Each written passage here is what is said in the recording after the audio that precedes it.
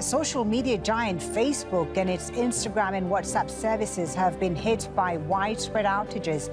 Facebook says it's aware some people are having trouble accessing the platforms, but hasn't said what's behind the problem.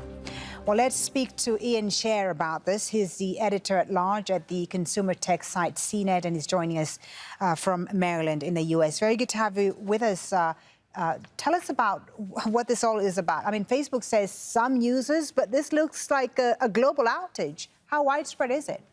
Well, it's hard to tell. I will say that when we're talking about Facebook, more than half the world's online population is using it every month.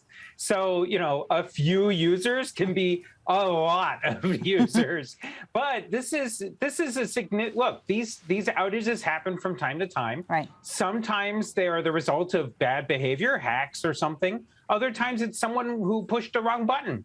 And this time it seems like it may have been not a bad thing. It may have been someone pushed the wrong button or some computer is misconfigured, and that'll get fixed at some point. But this has been going on for over an hour now, which is long, yeah. No?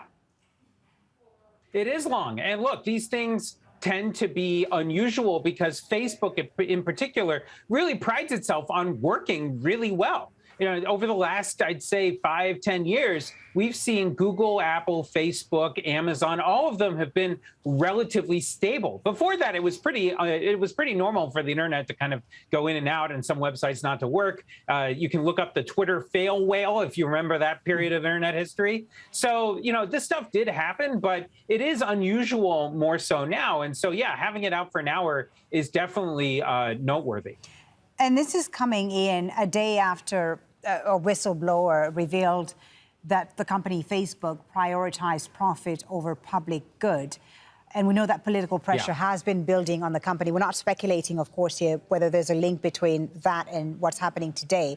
But I'm wondering, you know, with all this bad publicity right now for Facebook and this political pressure, can the company withstand all this bad pressure and bad publicity? What do they have to do to change things around? Yeah, I mean, look, I think that they are under really a lot of pressure from all over the place, right? Not just their critics and people like me in Silicon Valley, but also you've got the regulators in Washington, all over the world. And look, it's very clear that Facebook needs to really reckon with what they have done, both in terms of actually allowing bad behavior to continue happening on their platform and how they haven't been honest and forthright with you and me and everybody else about how bad the situation is. And that is a really big problem. How bad is the situation? I mean, it's very clear that that harassment and the spread of disinformation, undermining democracy, all of these things have been happening on a wider scale than Facebook has told us about. We don't have access to any data that actually tells us. All we have are little slivers of information. Right. So it is a big, big problem. And the company has shown internally that they know that. Right. That's what the whistleblower, of course, revealed in reports that we read about yesterday. You know, when you see all this you wonder, of course, if, you know, one company, Facebook, owning multiple major online platforms is a good idea. What can regulators do about this?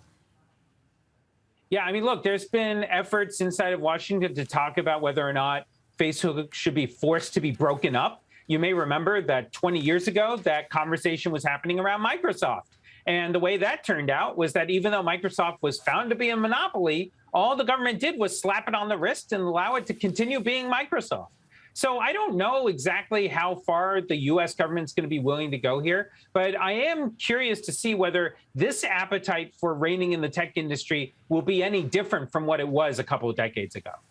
Thank you so much for talking to us about this. Ian Scher from CNET joining us there from Maryland. Thank you for your time.